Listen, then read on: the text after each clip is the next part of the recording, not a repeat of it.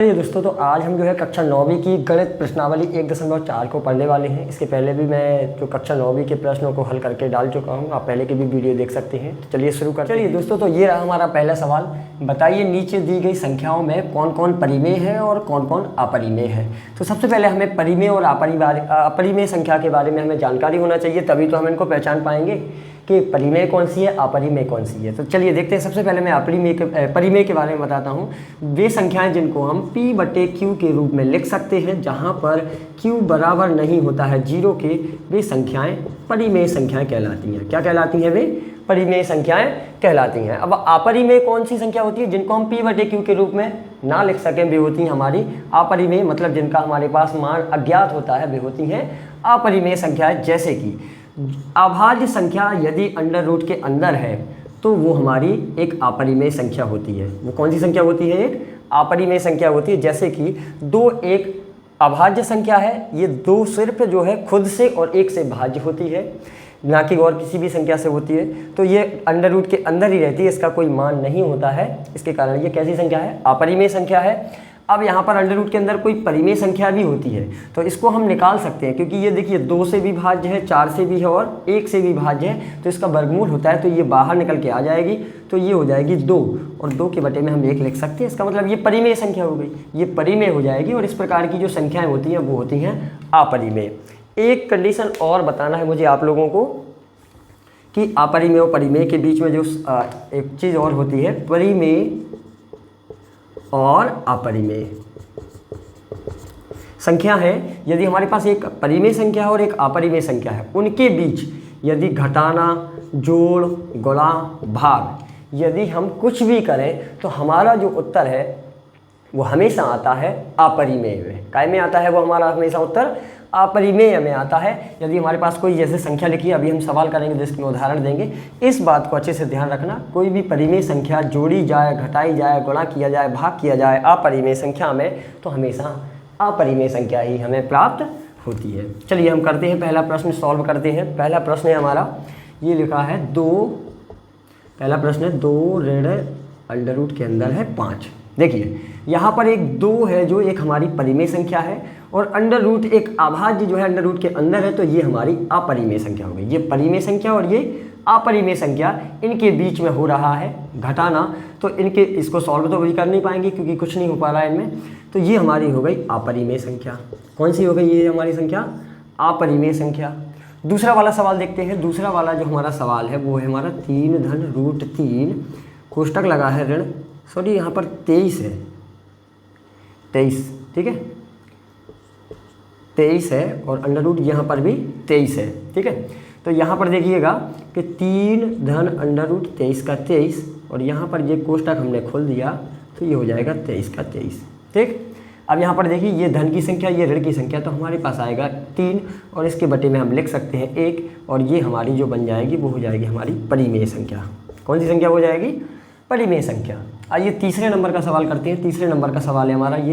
तो यहाँ देखिए 7 अंडर रूट 7 में अंडर रूट 7 से जब भाग देंगे तो ये हमारे पास ख़त्म हो जाएगा, फिर बचेगा हमारे पास 2/7, और 2/7 जो है P/Q के रूप में है, तो इसलिए ये हमारी संख्या जो है वो है हमारी परिमेय संख्या। चौथे नंबर का सवाल है, देखिए 1/√2 है, तो जो 2 है, देखिए यहाँ पर क्या है, 1 हमारा परिमेय है, अंडर रूट 2 क्या है? एक अपरिमेय है। तो जब परिमेय संख्या में अपरिमेय संख्या से भाग देते हैं तब हमें प्राप्त होता है अपरिमेय। कौन सी संख्या प्राप्त होगी? अपरिमेय संख्या प्राप्त होगी। लास्ट वाला सवाल है, 5वें नंबर का आपका सवाल है, 2 गुणा में पाई है। तो 2 तो देखिए यहाँ पर एक परिमेय संख्या है, लेकिन जो पाई है वो अपरिमेय संख्या है। परिमेय संख्या का अपरिमेय संख्या के साथ में यदि हम गुणा करेंगे तो हमें प्राप्त होगी अपरिमेय संख्या। इतना समझ लिया आप लोगों ने? परिमेय और अपरिमेय के बारे में आप समझ सकते हैं। ऑब्जेक्टिव क्वेश्चन पूछे जाते हैं, इस प्रकार से आप बता सकते हैं। अगला प्रश्न करते हैं, दूसरा प्रश्न। चलिए दोस्तों, ये रहा हमारा दूसरा सवाल। निम्नलिखित व्यंजकों में से प्रत्येक व्यंजक को सरल करो। तो हमें इन व्यंजक जो हमें दिए हुए हैं इनको हमें सरल करना है, तो इनको हम 2 विधि से और अन्य विधियों से भी कर सकते हैं। पर यहाँ पर देखिए हमें दिख रहा है कि गुणा करना है, तो हम दोनों जो व्यंजक हैं इनका हम गुणा करेंगे और इनका हल निकालेंगे। आप जो है सर्व समीकरण लगाकर भी इनके हल निकाल सकते हैं। तो हल लिखेंगे पहले हम, उसके बाद लिखेंगे सवाल अपना जो उतारेंगे। अंडर रूट 3 है, कोष्टक लगाया, कोष्टक 2 धन अंडर रूट 2 इसके बाद इस 3 का इस व्यंजक में पूरे में हम गुणा करेंगे तो लिखेंगे 3 गुणा में 2, फिर इस 2 में करेंगे तो धन 3 गुणा में √2। इसका इस पूरे में गुणा हो गया। अब √3 का और गुणा करेंगे इस पूरे में, लगाएंगे धन √3 और लिखा है यहाँ पर 2 प्लस √3 इंटू √2। यहाँ पर ये हमने पूरा लिख दिया, यहाँ पर गुणा कर दिया। चलिए गुणा करें, 3 दूनी हो जाएगा 6, यहाँ पर हो जाएगा 3 √2 धन का धन, यहाँ पर हो जाएगा 2 √3 धन, यहाँ पर बड़ा रूट लग जाएगा और 3 दूनी हो जाएगा 6। ये रहा हमारा उत्तर हो गया।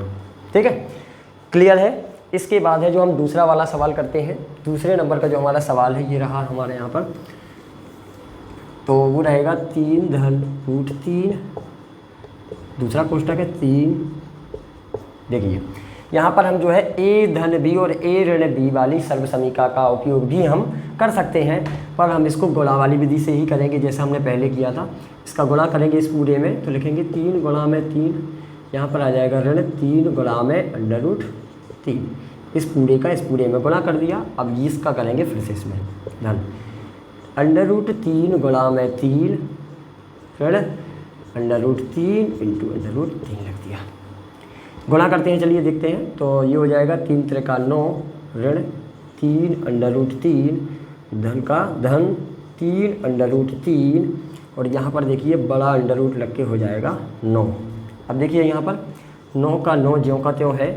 अब यहाँ पर देखिए 3 √3 जो है ये धन का है और ये ऋण का है, तो ये कैंसिल हो जाएंगे। इसके बाद यहाँ पर लगेगा माइनस और 9 का वर्गमूल होता है 3, तो यहाँ पर 9 में से जब 3 घटेगा तो बचेगा, हमारा उत्तर आएगा 6 आ जाएगा। ठीक है, ये भी आपने आसानी से समझ लिया। चलिए अगला वाला सवाल करते हैं। तीसरे नंबर का जो सवाल है आपका, तीसरे नंबर का सवाल है, यहाँ पर लिखा हुआ है √5 धन √2 का वर्ग है। तो इसको देखिए यहाँ पर देखिए 2 की घात लगी, तो हम इसको 2 बार लिख दे रहे इसी व्यंजक को, तो √5 2, एक बार और लिख देंगे √5 धन √2 लिख दिया। वैसे ही गुणा करेंगे जो हमने पहले वाले दूसरे वाले का किया, इसी तरह से करते हैं। तो √5 का गुणा करेंगे √5 से और करेंगे √2 से।